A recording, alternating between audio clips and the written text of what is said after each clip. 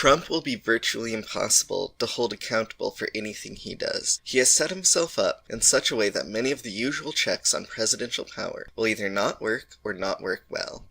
The press is one of the biggest checks on the president, calling him out to the public when he breaks promises or democratic norms, or presents false information to push his agenda. But Trump has run his entire campaign by making outrageous statements, and then when the media calls him on it, he turns around and slams the media for being biased against him. At least with many of his supporters, they have bought into it, and will now not believe anything the media says that contradicts him. Additionally, he has been bolstered by the right-wing fake news sites such as Breitbart that will back him up with news that looks and sounds real, but is often completely false. So when Trump says something that is totally crazy and very dangerous for a president to say, and the press calls him on it, few of his supporters will change their views, and everyone else is already strongly against him to begin with. This will allow him to simply continue attacking the press whenever he does something absurd, and nothing will happen to actually reduce his power. Another check on the president is the Congress. However, this is also not likely to be very effective against Trump, as the Congress is made up of Republican majorities. Same-party Congresses always provide a more minimal check on the president than when a rival party controls one or both chambers of Congress. However, in the case of Trump, it will serve as even less of an effective check. This is because Trump is extremely popular with the majority of the Republican base, far more popular than most members of Congress. This means that Republicans will almost always acquiesce to Trump's demands because they fear losing their seats. This is particularly true in the House of Representatives, as the vast majority of seats can't be lost to the opposing party, but are vulnerable to primary challenges from within their own party. Another check on the president is the courts, primarily the Supreme Court. However, this too is a weakened check on Trump. Many court seats have been held open by Republicans, including a seat on the Supreme Court. Trump will get to fill that seat, and there are already 4 right-leaning justices on the Supreme Court. Additionally, many members of the Supreme Court are quite old, meaning Trump, even if limited to just 4 years, may drastically change the makeup of the court and turn it into a body that will simply rubber stamp his actions rather than truly review their constitutionality.